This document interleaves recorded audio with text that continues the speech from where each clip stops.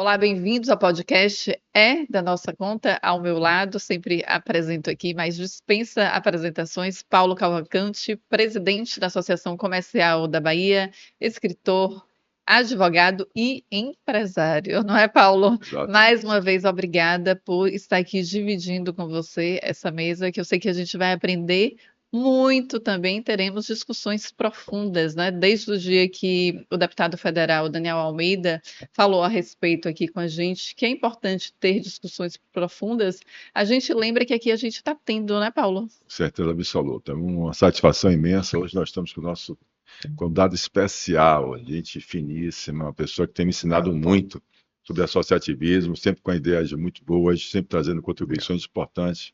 Eu tenho muito orgulho de estar aqui hoje com você, meu amigo Humberto. Por favor, apresente o cara aí que você... Hoje nós estamos com o presidente da Federação da Agricultura e Pecuária do Estado da Bahia, Humberto Miranda.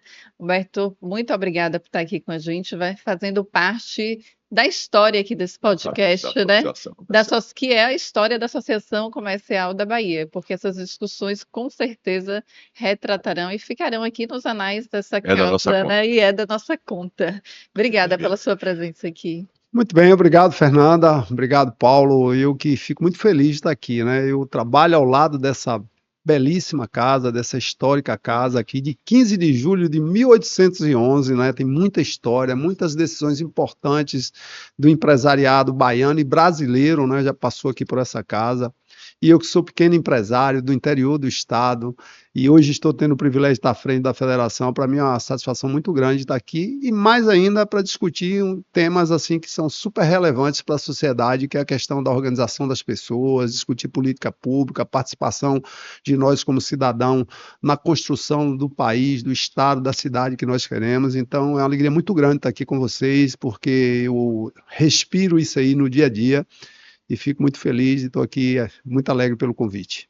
Eu sei que você respira, eu fico admirado. Uma das coisas que eu queria deixar bem claro para vocês é o seguinte: a gente fala em trabalho, pessoas trabalhadoras, né? Mas eu fico impressionado com a disposição de estar aqui, vai que dia, tô no interior, tô não sei aonde, tô aí em todo lugar, encontro ele em todo lugar no Brasil. Você pode ir para o sul, tá ele, chega ali, lá pro lado de Barreiro, Luiz Eduardo, tá ele, chega aí em uma cidade tal de Irecê, tá... Eu amo a cidade, que a gente sempre fala. Aproveite o gancho, puxa aquela conta aí dessa que você estava falando. Eu vou aproveitar, obviamente, obrigada, Paulo, pela essa oportunidade de falar mais uma vez a respeito de Irecê aqui, e lembrar que nos bastidores a gente estava falando, o senhor estava falando a respeito do que vai ser lançado agora em novembro, que é um centro regional de Irecê, uma escola com 4 cursos, e muito interessante, Paulo, que são gratuitos, né? É algo de exercer a cidadania, é algo que você sempre fala aqui. Então, eu acho que a gente já pode iniciar aqui o podcast falando a respeito disso, falando dessa função que é um desenvolvimento cidadão, e que vocês, a FAEB, estão proporcionando em uma cidade, a cidade de Irecê, que concentra ali no total de quase 460 mil habitantes. É como se fosse a capital de uma micro-região que tem 22 municípios circunvizinhos. Bom, Irecê realmente, Paulo, e você que brincou, mas Irecê é uma cidade de futuro.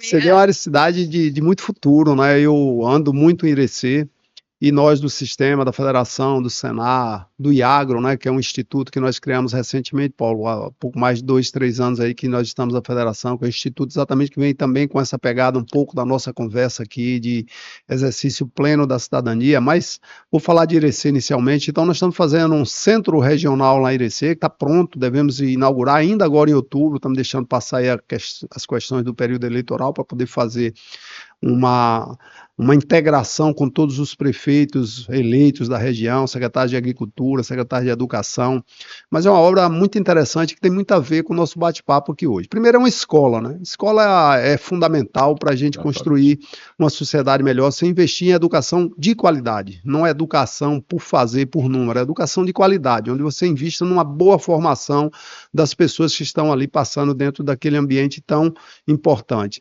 Então, a gente está abrindo inicialmente uma escola, onde nós vamos ter 4 cursos de técnico agropecuário, de zootecnia, de fruticultura, de floresta, à disposição da região de Irecê. São cursos gratuitos, esse é outro diferencial, tem um caráter inclusivo, né, da gente proporcionar educação de qualidade, mas para todos, onde as pessoas que tenham e que moram naquela região, que serão os nossos públicos, o nosso público preferencial, possam adentrar essa escola sem ter a necessidade de sair da sua região para ir buscar um estudo de qualidade em outras partes da Bahia.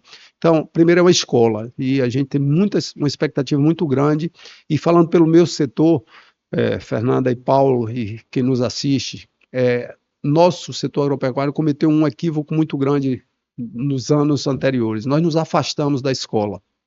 E hoje a gente tem na escola muitos paradigmas que precisam ser quebrados. Da própria imagem do produtor rural, da sua função, da sua importância para a sociedade, do que ele faz para a economia da Bahia, do Brasil. E, graças a Deus, nos últimos anos, a CNA, o Senar, a gente tem se aproximado bastante da educação e nos transformamos numa escola formal reconhecida e certificada pelo MEC, como qualquer uma outra escola do Brasil. Isso, para mim, é um divisor de águas. Eu não tenho dúvidas que a gente está fazendo um investimento muito grande para uma juventude diferente, uma juventude rural, uma juventude do interior dos estados brasileiros, porque isso não acontece só na Bahia, para a gente ter uma sociedade melhor, mais forte, nesse interior do estado, onde se produz, onde as pessoas moram, onde tem as fazendas, onde tem a necessidade da produção agropecuária. Então, primeiro, lá é uma escola, lá em Irecê. E o segundo ponto tem muito a ver com o nosso bate-papo. Lá é um centro regional. E a gente quer que esse centro, como o próprio nome diz, funcione realmente como um local de discussão do desenvolvimento regional da região de Irecê. Por isso, a gente quer envolver as políticas públicas, a participação do produtor rural em especial, do homem do campo, que é o sustentáculo da economia daquela região, uma região super diversa, já foi a capital do feijão. Irecê tem uma das melhores terras do Brasil, trocar o nome, tem um dos melhores solos do Brasil, né? Em qualidade. Irecê já foi a maior produtora de feijão do Brasil, já teve em algum momento o maior número de tratores per capita do Brasil, ou seja, por número de pessoas do passado. E Irecê se reinventou. A cultura do feijão, em algum momento, parou de ser produtiva, de ser rentável, e hoje é uma região extremamente diversificada, que tem fruticultura, que tem cebola, que tem cenoura, que tem uma série de produtos. Está produzindo uva agora, já estão falando em produzir vinho. Então, do setor agropecuário, a resiliência do povo e da região de Irecê transformou a região numa região extremamente diversificada. E nós queremos que esse centro seja o local dessa discussão. Porque, e aí entra a indústria, aí entra o comércio, aí entra o serviço, que nós temos que entender aí, falando para todos os nossos empresários, que os nossos setores, Paulo, eles se confundem e eles são transversais. Um precisa do outro. Não dá para a agricultura ser forte num lugar onde não tem comércio, onde não tem agroindustrialização, onde não tem serviço para as pessoas morarem. Então a gente precisa entender isso, e esse centro quer ser esse local onde a gente possa discutir todos os setores de uma forma transversal, e mais ainda, que a gente possa discutir uma participação mais efetiva da população de Irecê na discussão do desenvolvimento regional, muito ligada a políticas públicas, que é onde as coisas acontecem. Gostamos ou não da política, a política ela decide os destinos de um país, de um estado, de uma cidade, de uma região. Então, esse centro gera-se uma expectativa muito grande. Nós vamos fazer como sistema a nossa parte. Eu espero que a região de Irecê abrace essa ideia, porque nós não vamos fazer uma construção isolada, nós temos que fazer construções coletivas, compartilhadas, né, para que todo mundo possa opinar, criticar, sugerir, dar suas ideias. Então, nós vamos ser o agente propositor, o agente que vai tentar fazer a sensibilização da importância desse tipo de conversa. Então, começando por Irecê, mas nós estamos fazendo também um em Miguel Comum, que já está praticamente pronto, e outro em Itapetinga, que está em plena construção. São 3 centros novos, mas nós já temos em Luiz Eduardo Magalhães, em Juazeiro, que funciona muito bem. O de Juazeiro é um exemplo. Inclusive, a gente recebe em Juazeiro missões, inclusive, de outros estados, que têm vindo entender um pouco desse conceito, que eu sei que você é um cara que advoga muito nisso, que é a participação efetiva da sociedade na discussão e na construção dos seus destinos. Rapaz, maravilhoso. Eu queria até que a gente prestasse muita atenção a toda a sua fala, que é exatamente a consciência cidadã participativa transformadora. Na realidade, um exemplo, está de parabéns, eu estou muito satisfeito com você, não é à toa que eu tenho orgulho exatamente do trabalho que vocês vêm fazendo. Eu acho que é importante, né? Não é à toa que eu digo que quem mais pode fazer pelo nosso país somos nós, Isso aí. né? Nós da classe empresária, nós da sociedade civil organizada, afinal de contas, esse país é nosso, nos pertence, né? O sentimento de pertencimento e unidade. Somos seres políticos, todos nós somos políticos, não adianta Sim. falar que gosta ou não, você está deixando de gostar de si próprio quando você diz que não gosta de política, porque você vive numa cidade, numa poli, você vive exatamente numa nação chamada Brasil, a responsabilidade é sua. Nesse momento agora de eleição, por exemplo, é importante abrir o olho para saber a quem você vai dar esse cheque em branco, passar a sua procuração para os vereadores e prefeitos agora dessa época, nosso país todo está elegendo nossos vereadores, nossos prefeitos. Vamos passar a nossa procuração, nosso cheque em branco para quem? Né? Dizem que todo o povo tem um governo que merece. Então, pelo amor de Deus, vamos despertar para merecer um governo bem melhor e sermos melhores, né? Melhores como seres políticos.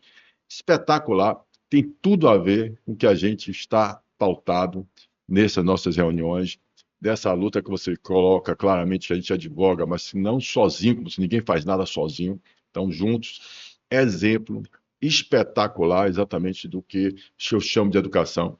A gente fala tanto em criminalidade, nós falamos da segurança pública, né? Mas efetivamente são essas ações na base, na educação, na escola, que vai resolver o problema de segurança pública. Perfeito. Falar em segurança pública, simplesmente querem que as pessoas fiquem ali pensando que a ação policial ou transferindo a responsabilidade, como eu falo, de cima para baixo, como se um secretário da segurança pública ou um governo pudesse resolver o problema que é estrutural. Cada dia que passa, a gente perde mais espaço para o crime organizado.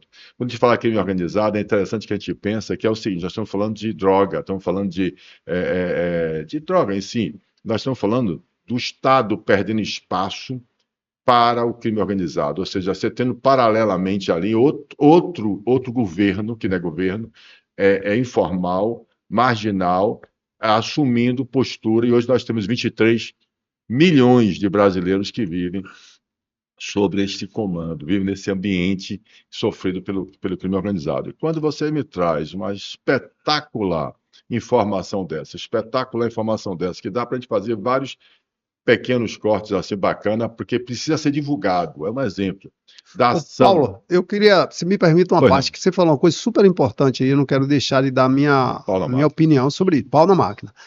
Nós estamos nas eleições municipais. São as eleições mais importantes do Brasil, do nosso estado, da nossa vida. E às vezes a gente relega essa eleição à omissão da nossa participação. O que acontece? O município é a única célula palpável e verdadeira que existe. O Estado é um ente empírico, o Brasil é um ente empírico. O que existe são cidades, é Salvador, é Miguel Calmon, minha terra, é Irecê, são as cidades que formam o Estado, que formam o Brasil. Por isso eu digo que está na hora aí, e esse podcast chegou no momento oportuno, da gente se responsabilizar com as eleições municipais. Quem serão nossos vereadores? Quem serão os nossos prefeitos e vice-prefeitos? A gente precisa ter responsabilidade com isso, que essas pessoas vão decidir os nossos destinos, onde eu tenho a minha empresa, onde você tem a sua fazenda, onde a gente tem o nosso negócio, onde a gente coloca o nosso filho na educação, a saúde que a gente precisa, a infraestrutura, a segurança pública que você acabou de falar. E a gente, às vezes, relega a importância dessa eleição. E eu vou dar um exemplo bem clássico. Eu estava numa dessas cidades, e aí não vou citar o nome para não ser inconveniente, conversando com 4 empresários, comigo 5 numa mesa, e falávamos sobre a Câmara de Vereador daquele município. E aí ele, de uma certa forma, detratando a participação dos vereadores no município, e aí eu virei para os 4, você quer ser candidato a vereador aqui? Não, você quer ser não, Deus me livre, você quer ser não. Aí eu disse, se vocês se ausentam, alguém vai se candidatar e vai ocupar a cadeira na Câmara de Vereadores e vai decidir os seus destinos como empresários, vocês estão aqui nessa mesa. Então, às vezes, a nossa omissão leva a gente depois ficar na arquibancada, apontando o dedo e fazendo a crítica. Então, nesse momento super importante para o Brasil, a gente tem que reconhecer que o municipalismo é a célula mais importante do nosso Brasil, e se a gente quer fazer esse Brasil e esse estado da Bahia que a gente quer mais igual, com oportunidade, com mais segurança, com mais saúde pública, ele começa no município.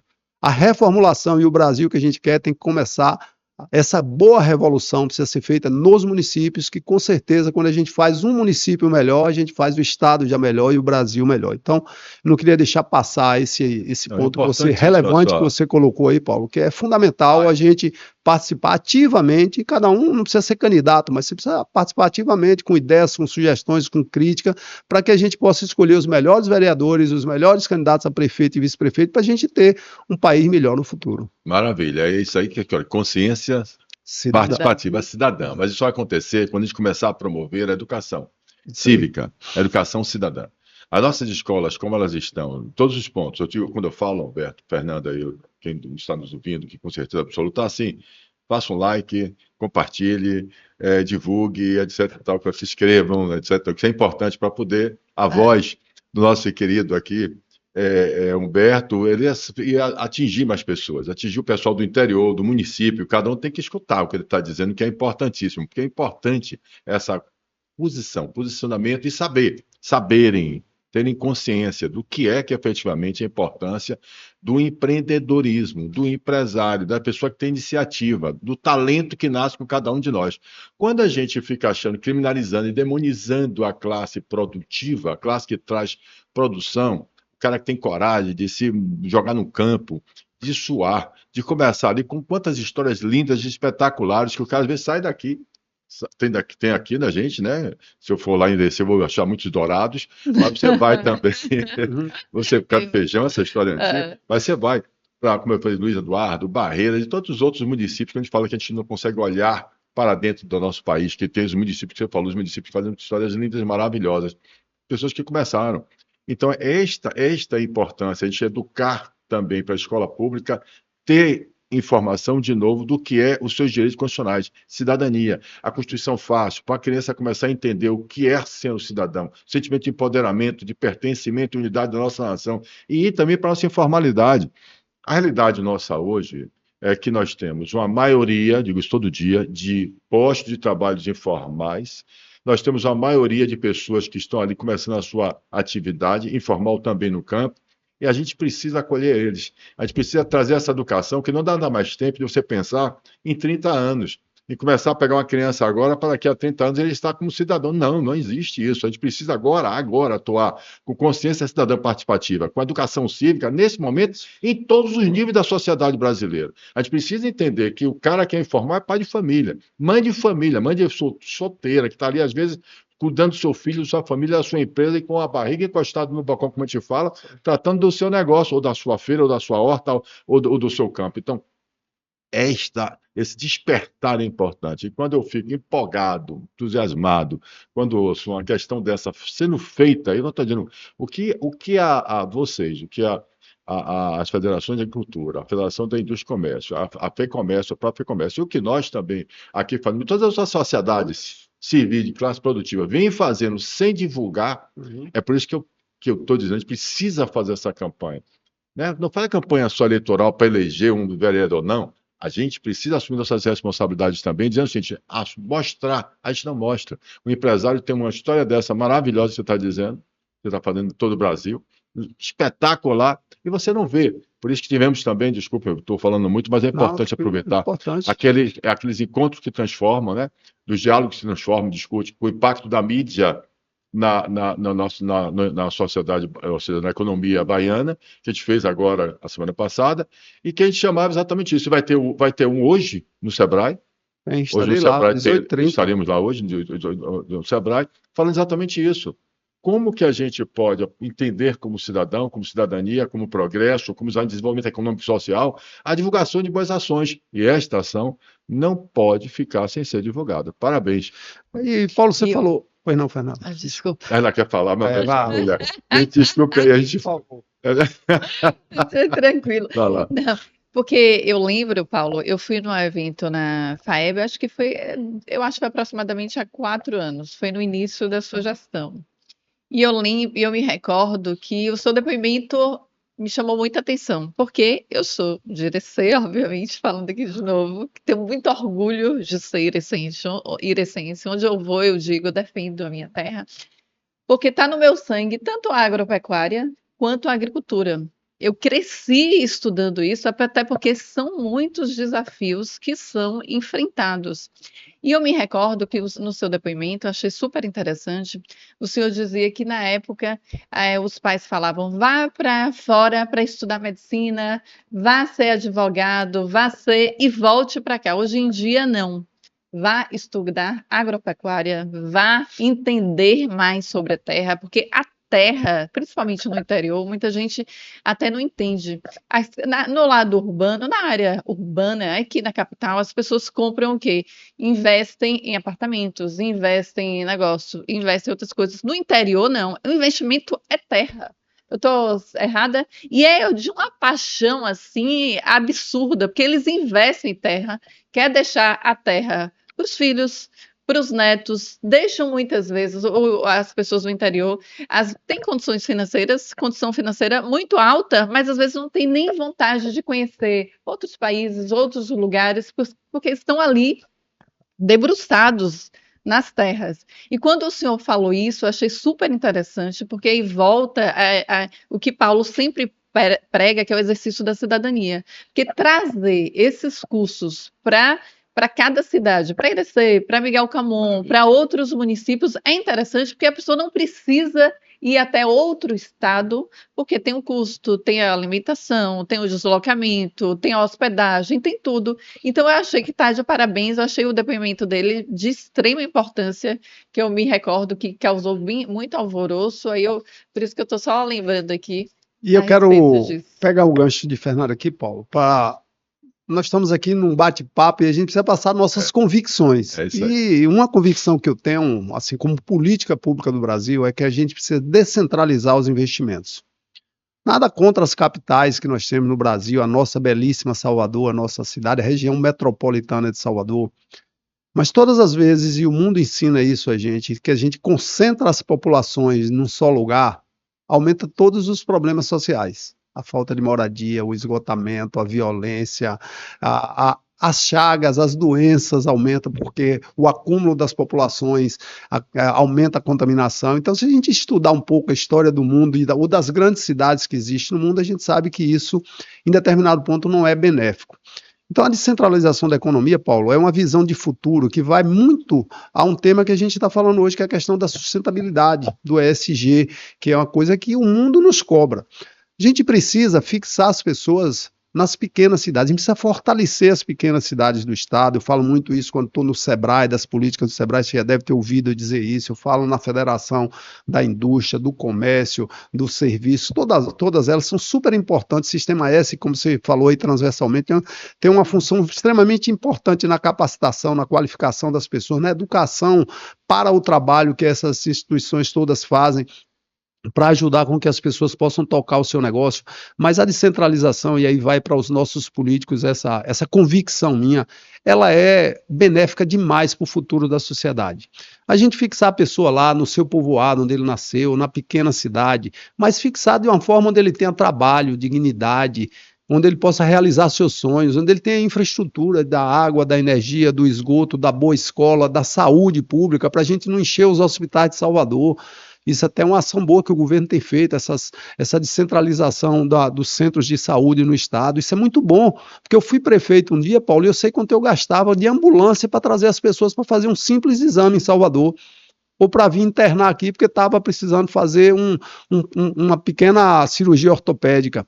Então, descentralizar as ações de governo, as políticas públicas, elas só traz benefício para a sociedade, inclusive para quem vai continuar morando nas capitais, porque você enxuga a mão de obra, você enxuga o desemprego, você enxuga a violência, você diminui os índices de violência e você mantém as pessoas lá no interior, onde eles nasceram, com possibilidade de trabalhar no comércio, na agroindustrialização, nos processos industriais. E a gente já vê isso nos países da Europa, que tem milênios de anos que existem, a gente vê nos fortalecimentos, é só estudar como está acontecendo essa migração no sentido contrário, do fortalecimento das pequenas cidades, da colocação das indústrias em pequenos municípios, porque a mão de obra é mais barata, mora ali perto, evita o transporte, você está levando e trazendo os colaboradores. Então, acho que essa também, Paulo, dentro desse processo que você fala da da consciência cidadã participativa, do da nossa conta, é a gente como empresário, como cidadão, exigir que esse planejamento de Estado, das políticas de Estado, não é política de governo, eles pensem num processo contínuo de descentralização dos recursos para que a gente possa, fortalecendo as pessoas lá nos lugares onde elas moram, a gente com certeza a gente vai estar dando uma contribuição muito grande para nossas capitais do Brasil ou do mundo. É um sentimento assim que eu já vislumbrei, já estudei um pouco sobre isso e acredito que um dia a gente vai ver isso no nosso Brasil. Gente, deixa eu dizer uma coisa para vocês que é importante. O Humberto também é presidente do Conselho do Sebrae. Quando ele falou do Sistema S, do Sebrae Bahia aqui, nosso presidente, né?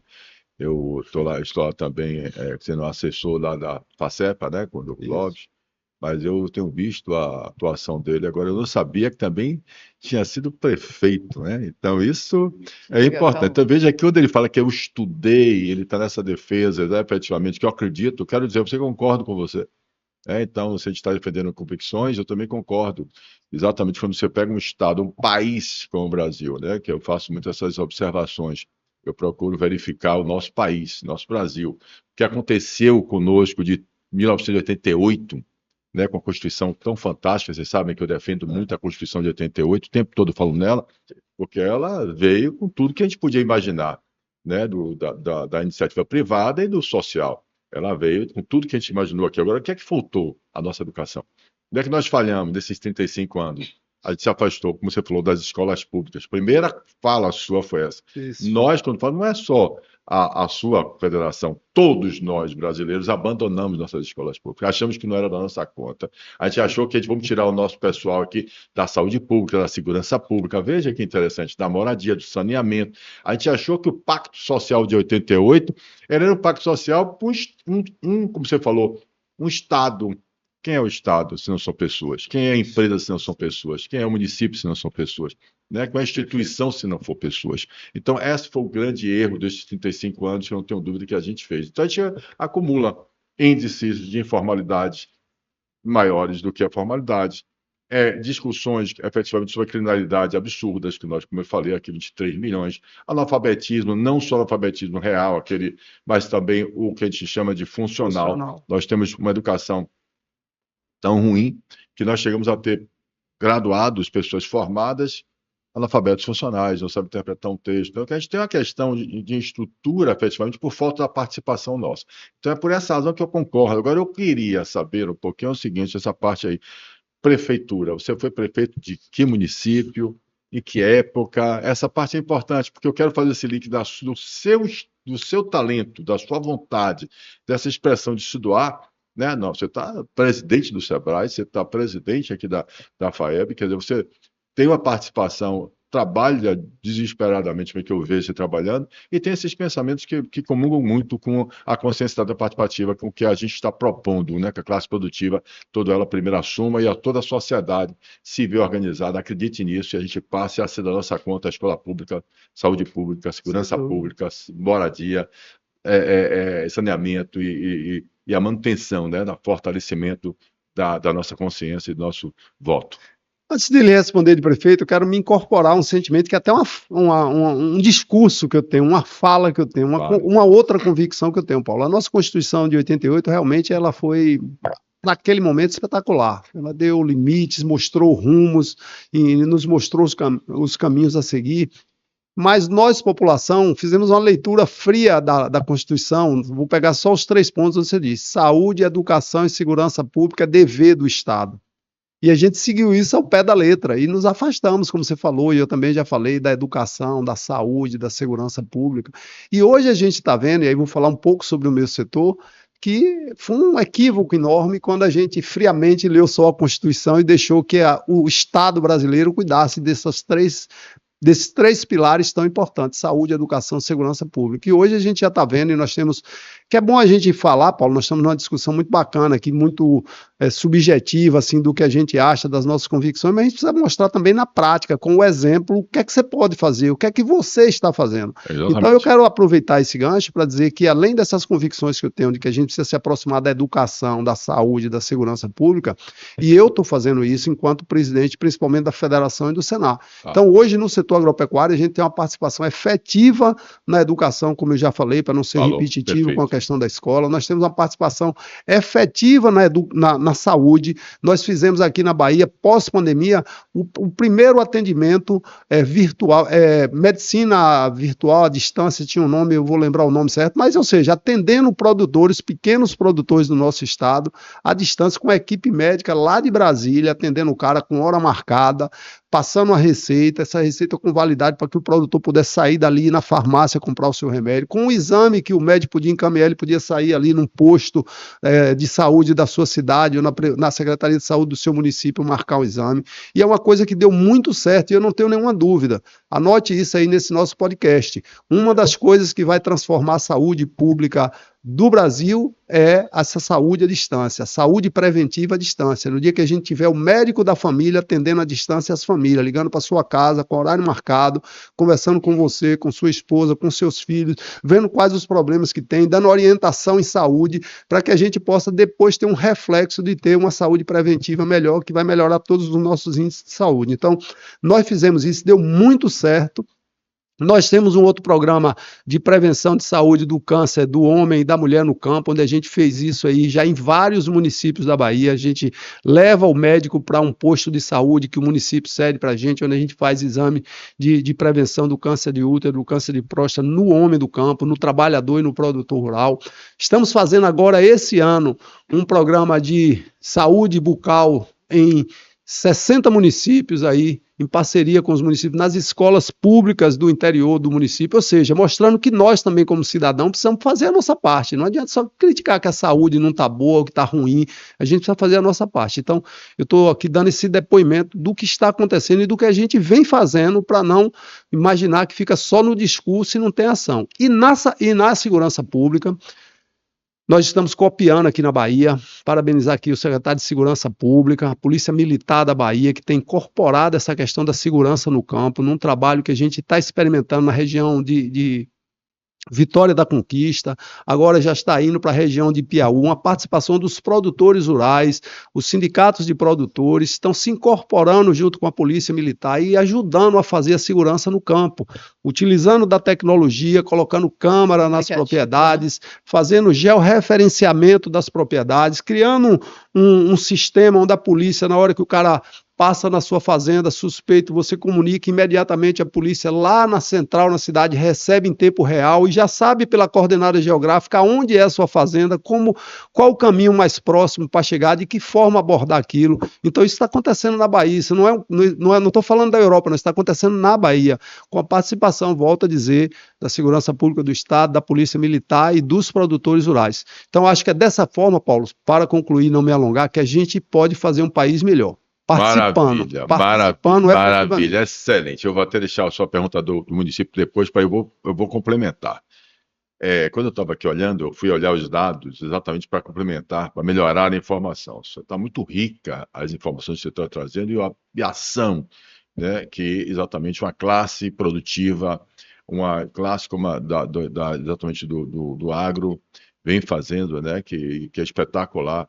E tudo isso que está existindo, a gente precisa integrar mais, inclusive para com a ACB. A ACB, você sabe que fez o núcleo de segurança pública. Sim. O secretário Marcelo Werner é efetivamente uma eficiência imensa. Não é a primeira vez que a gente ouve elogios dele nesses nossos podcasts aqui, é da nossa conta. Efetivamente é um lutador, uma batalha, e com inteligência, né? Com inteligência, como você falou, com essa questão que a gente fez aqui também com o Walter Tando do Cine Combustível, também com as câmaras, com a questão do Abrazel, também bares e restaurantes. Veja, interessante, se você soma o que a Abrazel, bares e restaurantes, combustível, posto de gasolina, agronegócio, as fazendas, que colocou exatamente isso, que as fazendas doaram os seus sinais de internet para integrar e fazer esse acompanhamento, que foi espetacular. Digo mais, vocês juntaram lá e compraram equipamento, carros, para, em parceria com a Secretaria, fazer a vigilância das fazendas, porque era muito longo os percursos,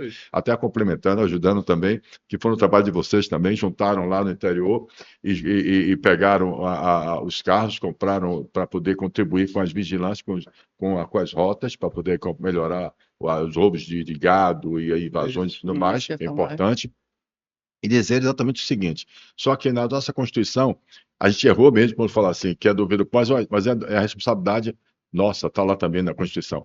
A democracia, ela é feita participativa, ela é representativa e participativa. Só que a gente que quis ler, nós brasileiros, Que era o conveniente. que era conveniente, deixar a responsabilidade, a gente Para o aprendeu a Estado. cultura horrível, que era Sim. aquilo, política, religião e futebol não se discute. E inclusive nossos pais foram indicando isso. Mas filho, não se mete em política, porque aquelas questões todas, e, na verdade, a gente, efetivamente, 88 para desses 35 anos, deixamos de ensinar isso nas nossas escolas, deixamos de publicar isso nas nossas imprensas, nossa informação. E nós, empresários, como você falou, nos afastamos disso, olhando que a gente poderia, já fazemos demais, já geramos emprego, já pagamos imposto, já fazemos papel social, já desenvolvemos tecnologia, a gente já faz bem para os nossos funcionários e realmente terminamos cometendo esse equívoco e tem tempo e estamos fazendo melhor, melhorando ele. Bem, Então, o que você falou da saúde é importantíssimo. 30% das mortes poderiam ser evitadas preventivamente. Coisa importante que você colocou aqui, que é importante. Então, você veja que se a gente... E tem recurso, tem receita. Nosso orçamento ele é tomado exatamente, não só para pagar a dívida pública, mas ele é tomado para saúde, educação e segurança. Então, a participação nossa é fundamental. Então, o que eu quero colocar é que quando a gente falamos juntos, no Sebrae, fazendo esse trabalho de acolhimento, que eu falo ao informal, que eu chamo de acolhimento. Porque o acolhimento informal é o cara que já é o empresário raiz, que é a maioria do que os empresários que não são raiz, que são os formais, não sei se você sabe disso. Salvador, Bahia, tem 54,7% de posto de trabalho informal, contra o resto que é formal. Imagine, como é que você conscientiza, por mais que a gente seja bom, nós vamos ser minoria, por mais que a gente, minoria não elege no país democrático se a gente não trouxer a maioria para votar, para ter mais do que 50% dos votos e para você ter 2/3 do Congresso Nacional, que as normas nossas para passar, tem que ter 2/3 do Congresso Nacional, essa força que o Congresso tem. A gente precisa transformar tudo isso numa questão de consciência, ou seja, eu não estou aqui pregando, só para ficar bem claro, que a gente esteja dizendo, o que é que está falando em 2/3? Ele está querendo, é um movimento político? Não, é um movimento que a gente quer que 2/3, pelo menos, é uma meta. Tenha consciência cidadã participativa, tenha consciência do seu direito, da sua representatividade. Nós estamos falando aqui, quando eu falo, o município é a raiz de tudo, é onde nasce ali, os municípios. Então, o cidadão municipal, naquele município, se ele tem consciência de que ele perguntou, você foi ser vereador, você foi ser prefeito, você vai fazer, o que é que você está fazendo para melhorar, transformar o seu município, que é a raiz de tudo. Aí você vem para o seu estado, do seu estado, que é um país do tamanho do nosso, é brincadeira. Com as diferenças que a gente tem, agora, indiscutivelmente, também não posso deixar de reconhecer que não só indústria, ou seja, é esse conjunto. Como você falou, você tem lá uma área aqui enorme de algodão e você não tem uma fábrica de transformação. A gente tem que exportar tudo. Aí depois a gente está aí reclamando, você viu ontem, o importante se ver ontem, 2 fábricas, 2 indústrias fecharam. E a gente viu o presidente da Abiquim também falando que isso está absurdo, 95% de aumento de importação de produtos da China para o Brasil. E as fábricas, foi a Ródia e uma na Bahia e uma em Paulínia, fecharam ontem, notícia de ontem do jornal, mostrando que as fábricas estão fechando, porque os produtos estão chegando 95% de aumento de importação com preço que a gente chama de, que é realmente, os preços são também uma concorrência desleal, é também uma forma de entrar no Brasil, a gente não tem competitividade. Então, se a gente também não pensa na infraestrutura, não pensa nessa logística, nesse pensamento que meu amigo Humberto trouxe bem, claramente, para a gente enraizar, né, que ele está dizendo, se você desenvolve de todos os municípios brasileiros, com a raiz, é como se fossem as veias, ela chegando e irrigando, e ali você passa a ter uma força naquele local e começa a aumentar essa somatória para esse país tão imenso chamado Brasil. Então, eu acho que tem sim muita coisa para fazer, que você falou, na prática é isso. Acolhimento, UniACB, a gente fez aqui na Associação Comercial da Bahia, que é a virtual, a Universidade Aberta da ACB, parcerias, estamos falando também sobre isso. Nós estamos com a questão do Núcleo de Segurança Pública, exatamente discutindo isso com a Aguinaldo Luz, que é a nossa coordenadora aqui, nosso Núcleo de Segurança Pública, de saúde pública, desculpe, saúde pública, Aguinaldo Luz, o Núcleo de Segurança, olha bem, como é que você pega uma associação de classe e começa a colocar pessoas responsáveis pelo núcleo de sustentabilidade, a inclusão social, saúde pública, segurança pública e educação pública. Né? Porque não existe desenvolvimento social e econômico sem uma sociedade próspera e sem justiça social, sem equidade. Essa é a nossa Preocupação. Pau na Agora, máquina, vamos lá. Fernanda, eu quero questionar a eu respeito. quero saber a prefeitura depois. Diga. Eu quero saber a respeito das mudanças climáticas, né? Qual o principal desafio? Porque eu já sempre frisei aqui que eu sou do interior e o meu sangue circula, sempre foi a respeito da agricultura e da agropecuária, porque o meu pai sempre plantou e sempre também criou gado. E eu me recordo, Paulo, que quando eu era pequena, é algo assim muito interessante, que eu acho que mexia muito na gente, quem é do interior. A gente acordava e olhava para o céu, para saber se vinha chuva ou não. Porque a chuva no sertão é algo raro e algo precioso. As pessoas dependem da chuva, tanto para colheita, né, para colheita, como também para o gado, para ter pasto para o gado. E aí a gente fala assim, meu pai plantou na época, ganhou muito dinheiro na época, mas também perdeu por falta de chuva, pela escassez de chuva, pela safra. E muitos agricultores pegam financiamento, às vezes não tem. A gente até conversou com o Otto Filho também a respeito disso aqui também no podcast. E aí ficam até endividados. São vários problemas que os agricultores sofrem. Então, com essa mudança climática que tem essa previsão, que a gente também discutiu aqui com a Isabela Soares, para a gente não ter tanto esse alarme, porque ela falou algo muito certo, para a gente ficar mais contido, para ver com precaução, mas Consciência com que ela falou. consciência, não foi, Paulo? Ciência, Com falou assim, consciência. usar a ciência e não alarmista. E vai Alarmista acabar foi. a água. Tá?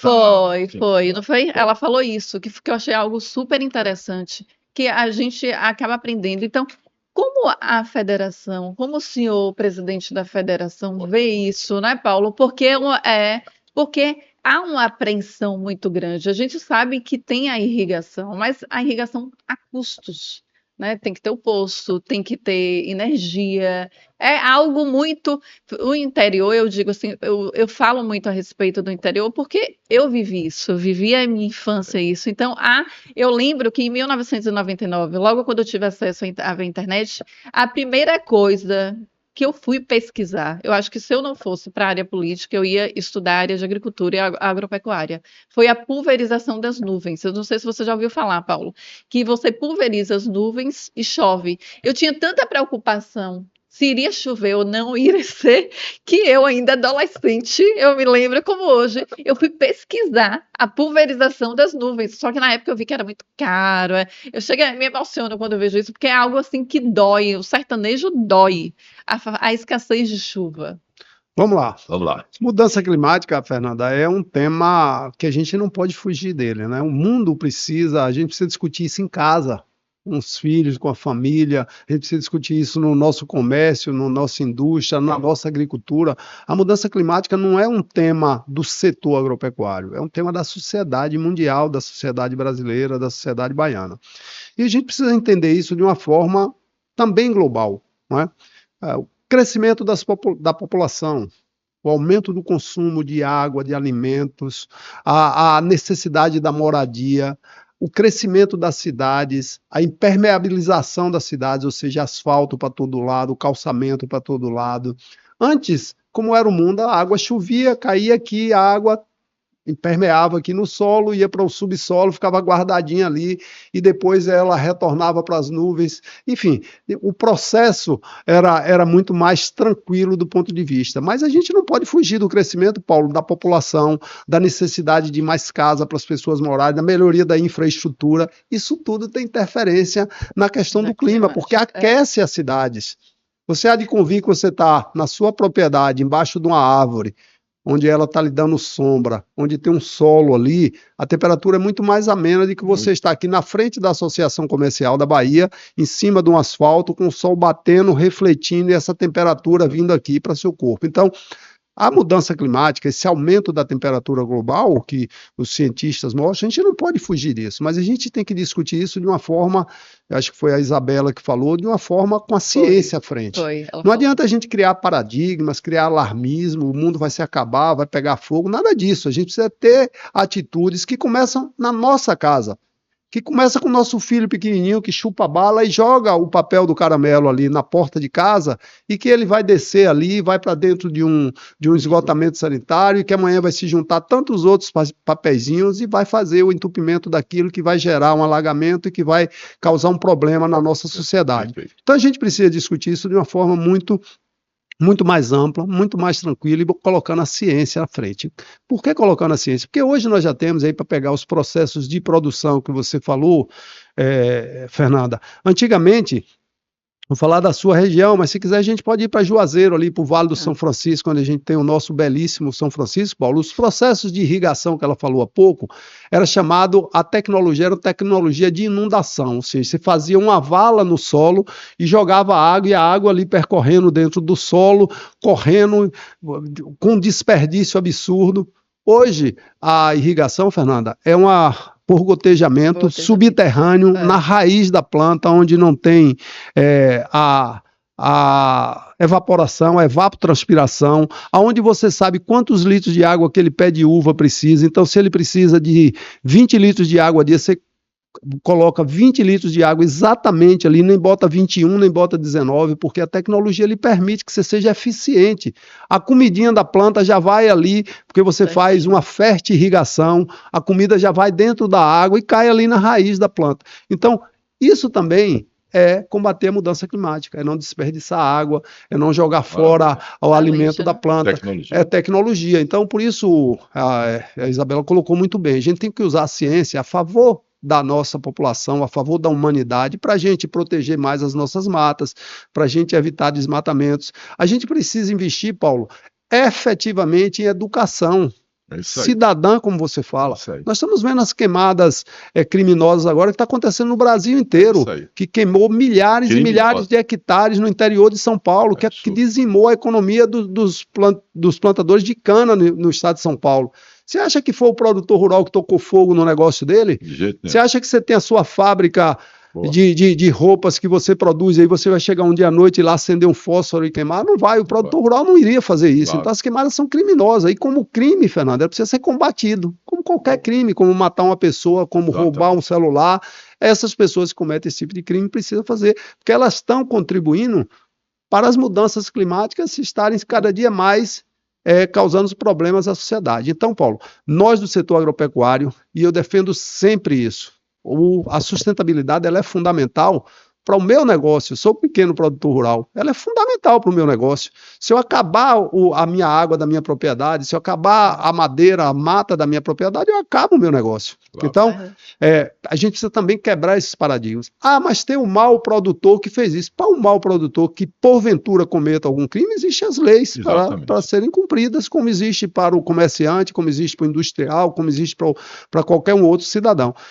Então, mudança climática, Fernando, é um tema que daria aqui mais um ou outro, uns 2 podcasts aqui para a gente falar, porque tem muita coisa, entendeu, Paulo, para a gente discutir, mas a gente precisa enfrentar esse tema como sociedade. Exatamente. Não adianta a gente transferir o problema da segurança pública, como a gente já falou, ou da saúde, para um ente só, ou para um setor só. Mudança climática é super importante para o futuro da nossa vida, para o futuro do planeta, para o futuro da nação, e como tal a gente precisa sentar à mesa, discutir com responsabilidade, e mais que isso, a gente precisa se comportar de uma forma que esteja coerente com o nosso discurso. Aí lembre do papelzinho que eu disse que a criança jogou na rua ali. Espetacular, entendeu? A sua colocação é importantíssima, e eu gostaria de novo, colocar o que eu enxergo, como eu falo, da consciência cidadã. Antes de separar exatamente a questão de entender a informação como ela chega, né? Eu até fiz uma pesquisa também para saber qual o país do mundo que é menos influenciado pela informação midiática. De novo, vem a Finlândia, vem a Noruega, de haver aqueles mesmos países. São os países pequenos, menos influenciados pela informação midiática. Ou seja, você recebe a informação e o cara que está em casa da televisão, das redes tradicionais, eles aprendem desde pequeno na escola a fazer a interpretação da informação. E essa interpretação eles fazem porque eles são treinados, né, dentro da sua história, dentro da geografia, da biologia, da ciência, da acadêmica, informações acadêmicas, a fazer uma interpretação das informações que ele recebe. Então não existe ninguém, essa informação. Eu fui atrás para querer saber exatamente da liberdade de expressão sobre a questão de que ninguém, né? Porque as leis, como você colocou, já existem.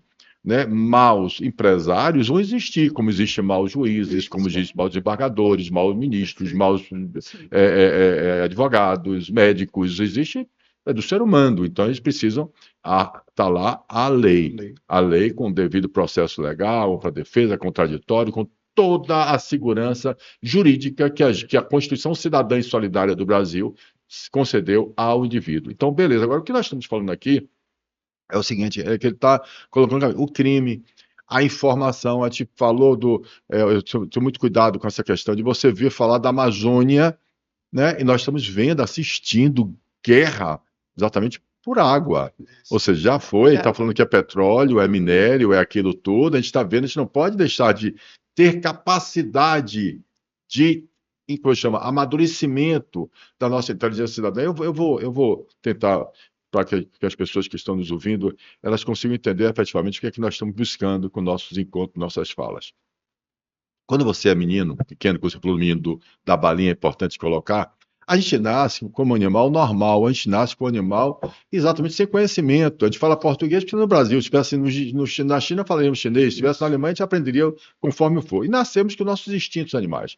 A gente empurra o coleguinha, o irmão, quer tomar o brinquedo. A gente não nasce nem com equilíbrio e com racionalidade, com a inteligência emocional, nem também a gente nasce acadêmica. A gente vai aprendendo as cores, vai aprender 1, 2, o alfabeto, depois passa para o primário, aí vai ter um amadurecimento somar, a gente vai fazer as sílabas e assim por diante.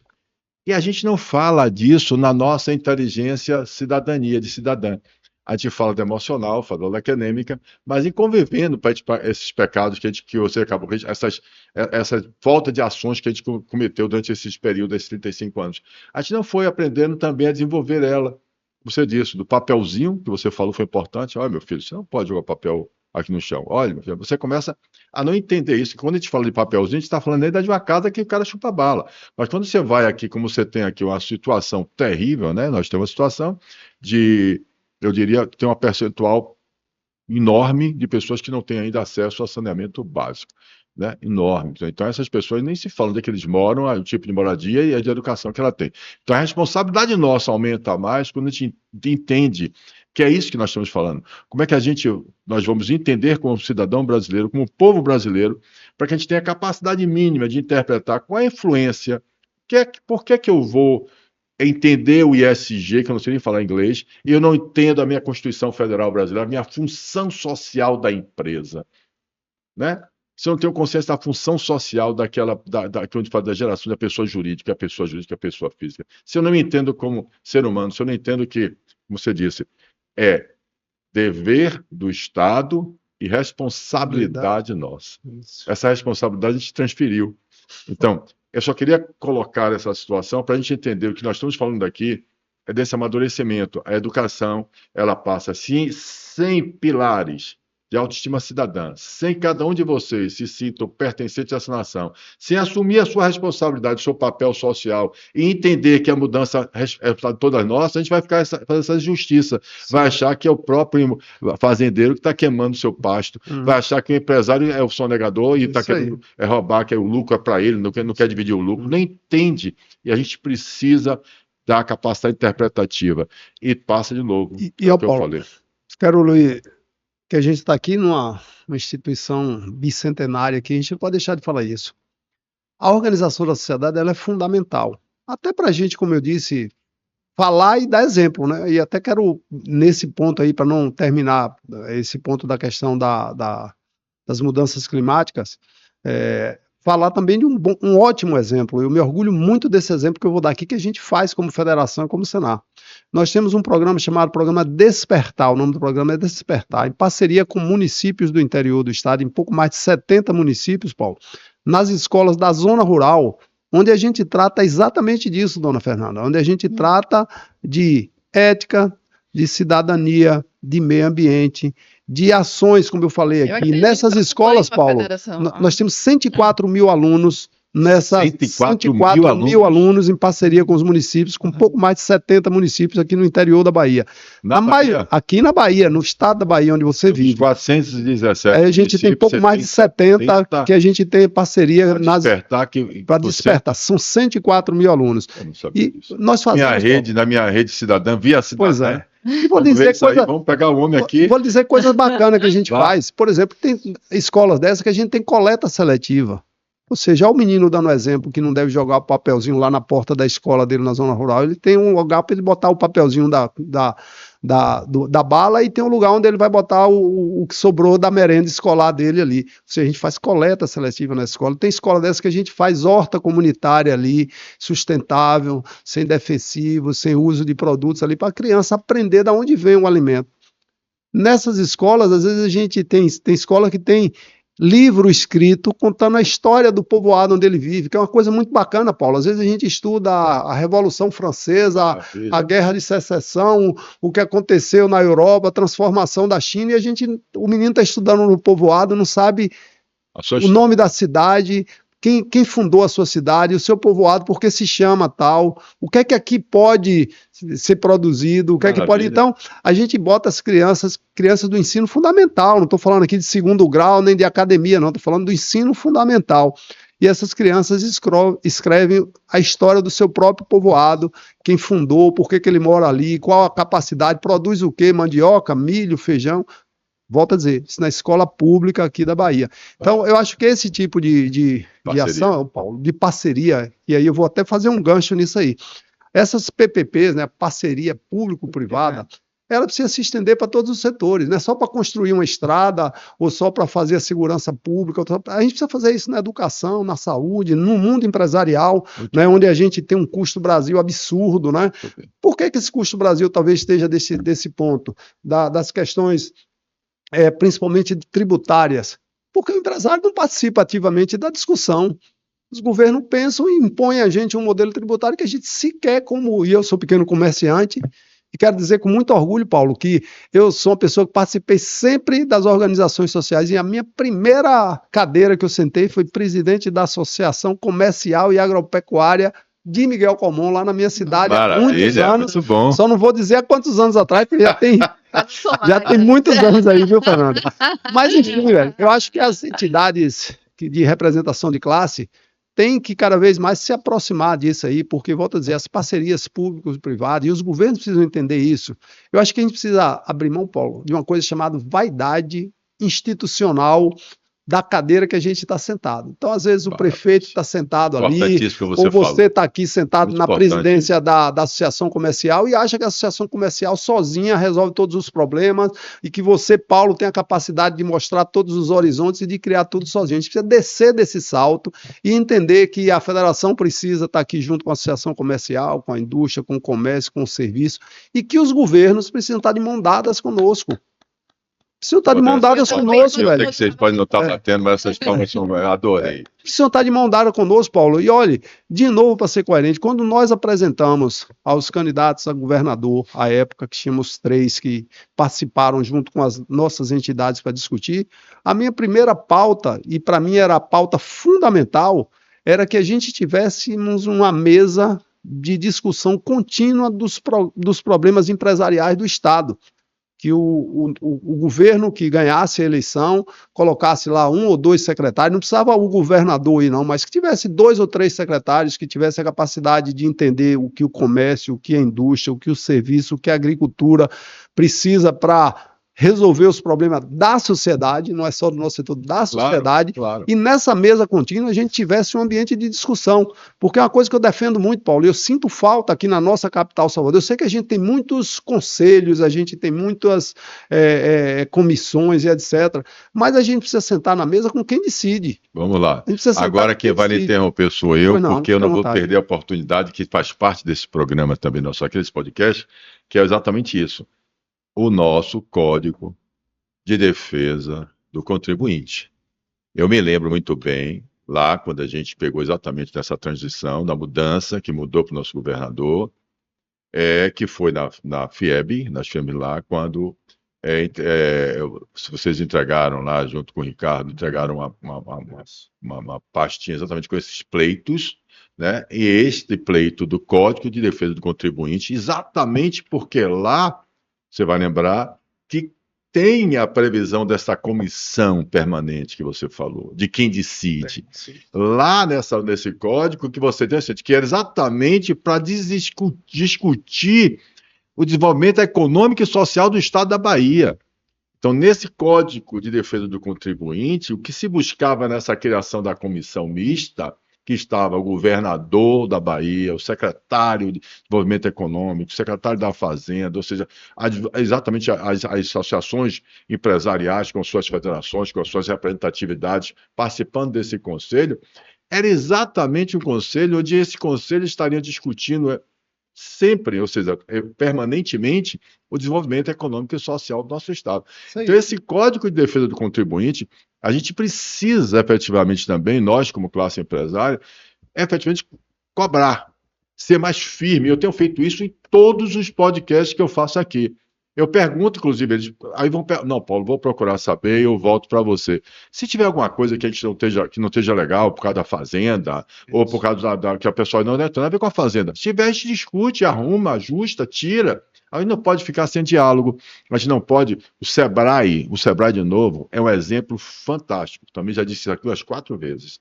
Porque no Sebrae você hoje, presidente, FIEB, FEComércio, FCDL, a FACEP, Universidade Federal, Sudene, aí você tem Banco SDE, Secretaria de Desenvolvimento Econômico, Banco BNB, Banco Caixa Econômica Federal, Banco Brasil, quer dizer, você tem ainda tem uma parte da indústria menor. Exatamente. Então você tem tudo ali e discutindo assuntos que são importantíssimos ali, discutindo. E lá a gente aprende, as discussões nossas são proveitosas, que fazem a gente ver formas diferentes. Quando eu digo assim, ninguém é dono da verdade, a gente sabe disso, mas a soma de posições, de olhares, fazem com que a gente cresça, melhore e traga benefícios melhores para o nosso Estado. O que todo mundo quer, interessa a todos nós. É da nossa conta o bem-estar social do nosso Estado, é nossa conta a diminuição da criminalidade, é nossa conta a melhoria da saúde, é nossa conta a melhoria da nossa educação, é da nossa conta. A gente não quer ficar sendo o último em matemática e português, o quarto pior na escola, quando antes da escola. A gente não quer ter os melhores, piores, a gente não quer. A gente quer ajudar. Então, a aproximação harmoniosa e contributiva com o nosso Estado, com nossos representantes públicos, com o nosso governador, com o nosso secretário. A gente quer se aproximar de forma harmoniosa e contributiva, porque interessa a todos nós. A gente quer, sim, ter lucro, a gente quer ganhar dinheiro, produção de riqueza, mas a gente quer todo mundo rico. Equidade é isso. A igualdade é isso, a justiça é isso, né? E a liberdade também de expressão, liberdade de ir e vir, a liberdade de dizer o que pensa, de iniciativa, a propriedade privada sendo respeitada, porque todos nós queremos que todo mundo tenha, né? Não precisa ficar preocupado em que, não, realmente a gente precisa mudar, nós precisamos, como você disse, voltar a olhar a nossa Constituição de 88 com uma maturidade diferente, amadurecimento da nossa inteligência cidadã. Eu acho que é importante. Perfeito. Paulo da Máquina, meu amigo, vamos lá. Bom, eu só queria concluir a questão da vaidade institucional, Paulo, que eu sempre digo o seguinte: quando a gente soma as ações, né, de governo de nós, representantes das instituições, eu não tenho dúvida que o resultado para a sociedade ele é melhor. A gente deixa de fazer sombreamento, a gente otimiza a aplicação dos recursos. Normalmente o empresário aí, sem nenhuma demagogia, sabe aplicar o recurso melhor do que os governos, é menos burocrático, né? Menos amarrado, né? Então o empresário consegue aplicar esse recurso em prol da sociedade de uma forma mais eficiente, eficaz, e isso faz toda a diferença. Por isso, tem um ponto que a gente precisa investir sempre, Paulo. Eu acho que tinha que ser matéria de escola. Você vê que volta e meia eu falo de educação, porque eu, apesar de ser médico veterinário de formação, sou apaixonado por educação, porque eu estou aqui por causa da educação, porque um dia meu pai, que só tinha o 4º ano primário, conseguiu dar educação a 4 filhos, formar e mostrar para a gente que o único caminho da gente conseguir ter independência moral, econômica, enfim, de todos os aspectos, independência de poder estar falando o que pensa, é buscando conhecimento, buscando informação. Não tinha outro caminho. Então eu estou aqui fruto da educação, por isso eu sou apaixonado realmente por educação. E o que eu ia dizer, que envolve também a educação, é que nós precisamos investir na organização social. Eu sou até meio radical quando eu digo assim, Paulo, que no país que a gente tem, e Fernanda e as pessoas que nos acompanham, no país onde a gente tem organizações sociais fortes e representativas, participativas, proativas, nós temos verdadeira democracia. E no país onde a gente tem instituições frágeis, desorganizadas, a gente tem governos fortes. E governo forte é sempre sinônimo de ditadura, seja ela de direita ou seja ela de esquerda. Por isso, investir, Paulo, nas organizações sociais, na organização da sociedade, é fundamental. Aí eu volto para a escola quando eu disse associativismo, cooperativismo, sindicalismo, tinha que ser discutido na escola, no ensino fundamental.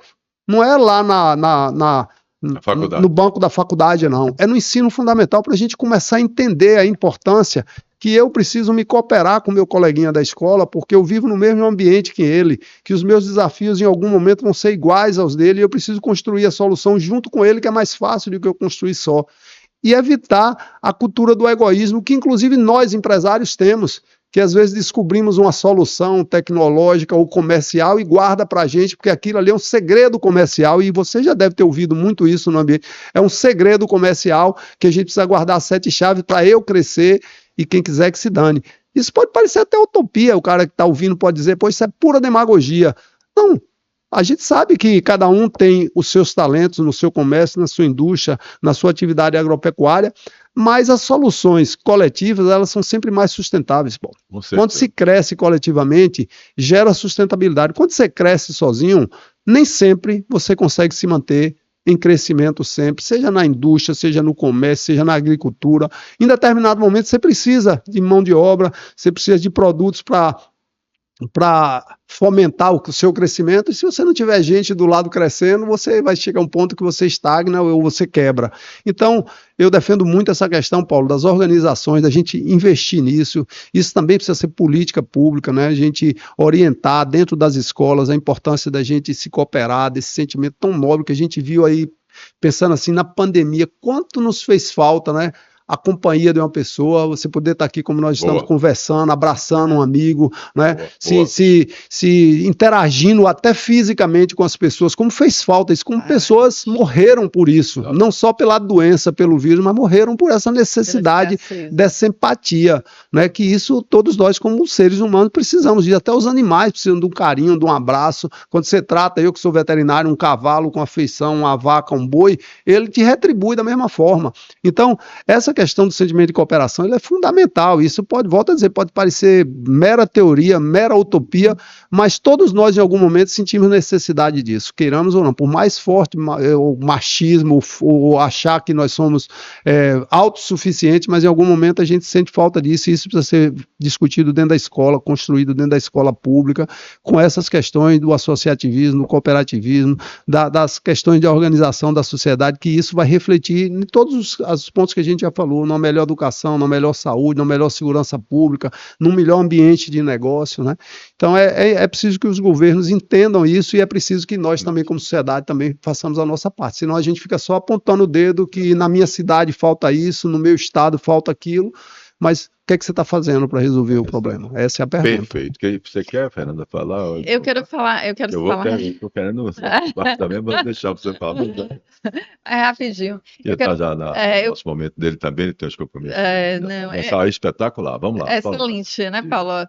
Mais uma vez, qual o maior desafio que o senhor preside a Federação de Agricultura e Agropecuária? A agricultura é um dos pilares da Bahia, econômico da Bahia.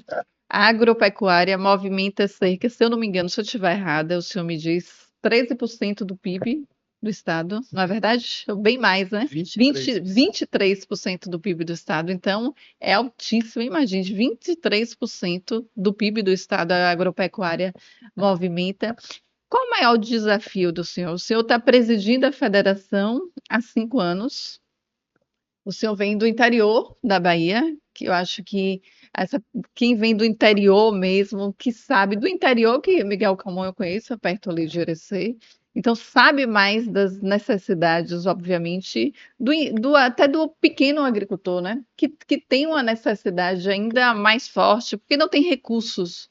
Qual o principal desafio de estar à frente dessa federação? É onde o seu calo aperta. Bom, onde meu calo Seu calo aperta, aperta, Paulo? para responder a Paulo, na verdade, onde o calo do setor agropecuário aperta, não tem nenhuma dificuldade de responder isso. Organização dos produtores.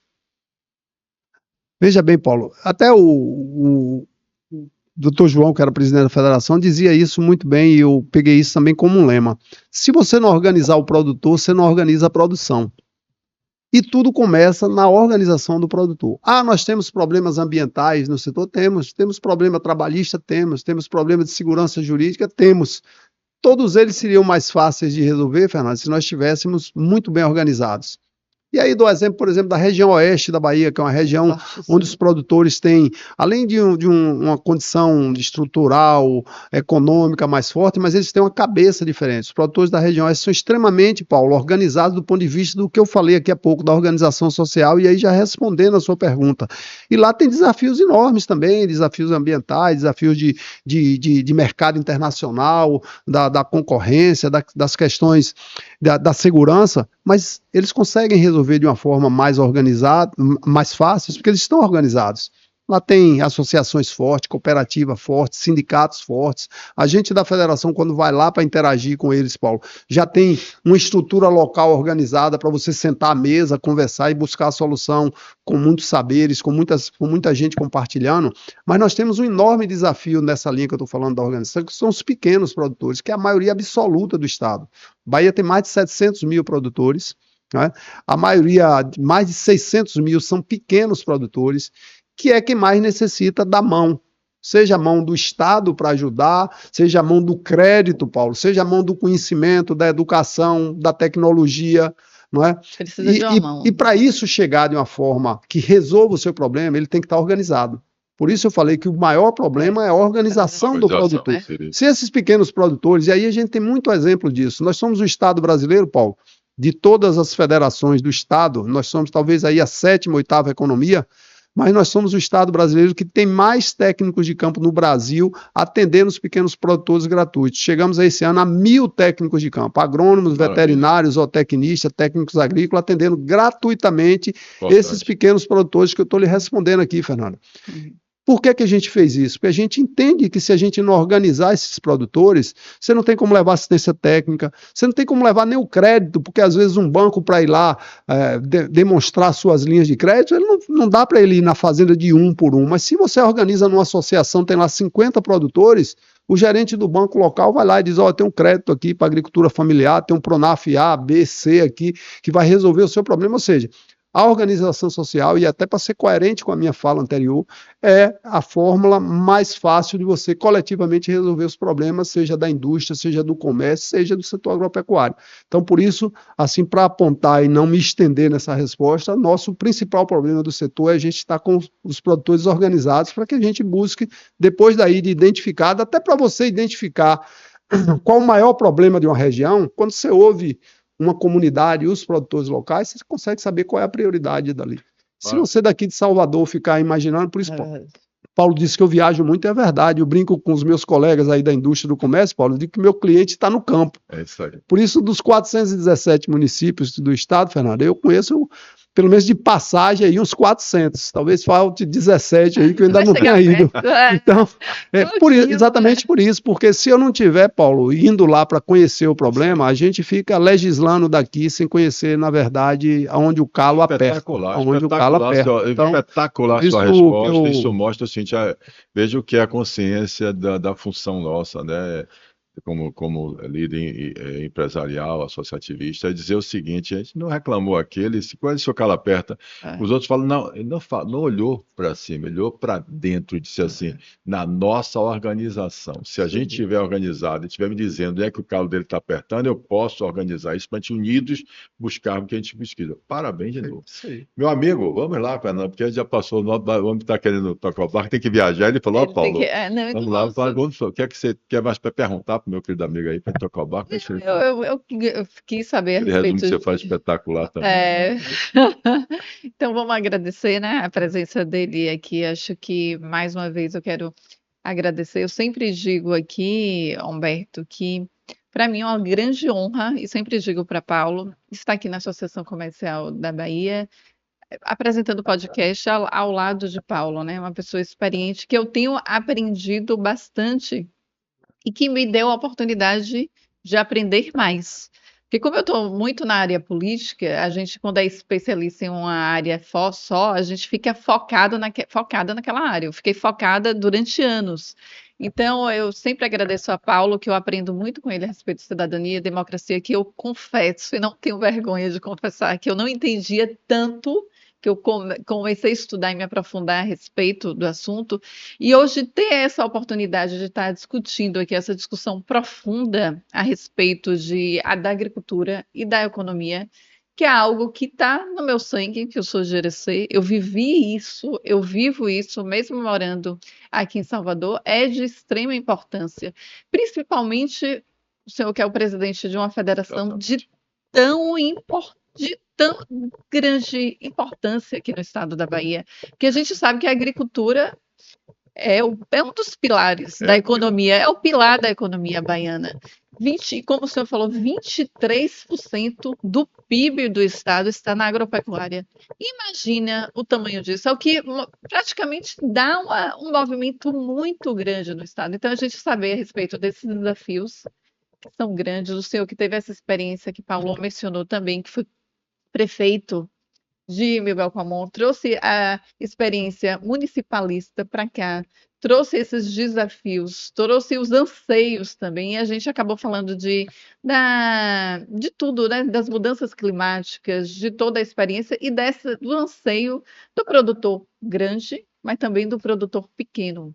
Como o Paulo sempre diz aqui, que ele também está sempre preocupado com o empresário grande, mas também com o pequeno empresário.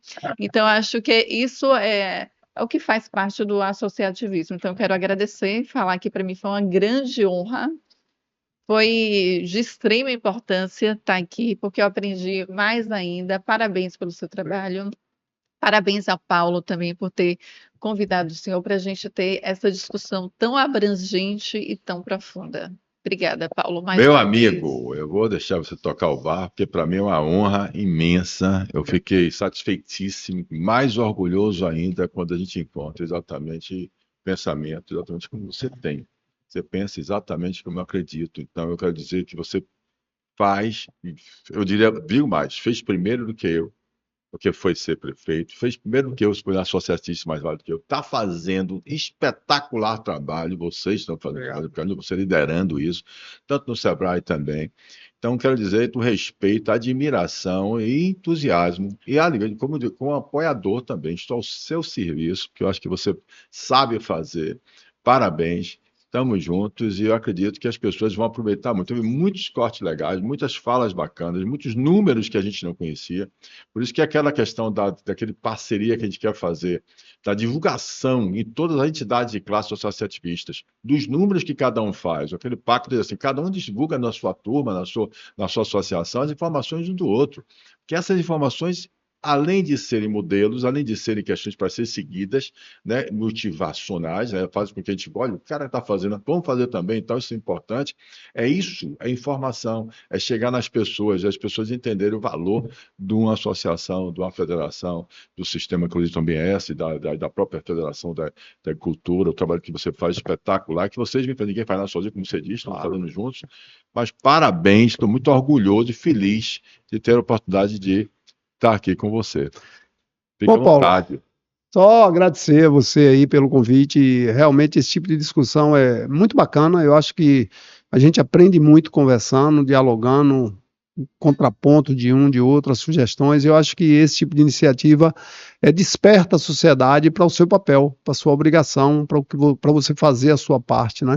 Não ficar apenas como eu disse, na arquibancada, apontando o dedo para saber de quem é o erro. Então, às vezes um bate-papo não é da nossa conta, como é aqui o nome desse podcast, nos chama a atenção para saber, e o meu papel, eu estou fazendo a minha parte, né? Então, parabéns, isso é muito legal, e você tem trazido pessoas aqui que podem nos ajudar na solução de tantos problemas que a gente sabe que ainda tem a sociedade, porque nós somos uma sociedade nova em construção, e é super importante que cada um assuma a sua responsabilidade de que seja exemplo na cadeira onde você está sentado para o país melhor que a gente quer. Então, fico muito feliz aí pelo seu convite aí, sabe? Pode contar sempre comigo aí. Agradecer a Fernanda aí pela sua participação aí. Nós somos do interior aqui, criamos uma empatia aqui em muitos pontos, né? Porque a gente sabe onde o calo aperta. Então, enfim, obrigado a você, obrigado a Fernanda aí, parabéns aí à nossa Associação Comercial da Bahia, que é a nossa instituição máter aí. Eu tenho certeza que ela já contribuiu bastante para a história do nosso estado, e com pessoas como você à frente vai continuar contribuindo aí, fazendo a sua parte nesse papel da gente construir uma sociedade melhor para todos nós aí. Então, parabéns, e foi uma alegria muito grande estar aqui nessa manhã. Gente. Paula Obrigado, Magda, gente. vamos lá, meu irmão, brigadão, Abração. valeu de coração. Valeu, Obrigada. Fernandona, vamos lá. Tamo junto. Show de bola. Até a próxima. Obrigada.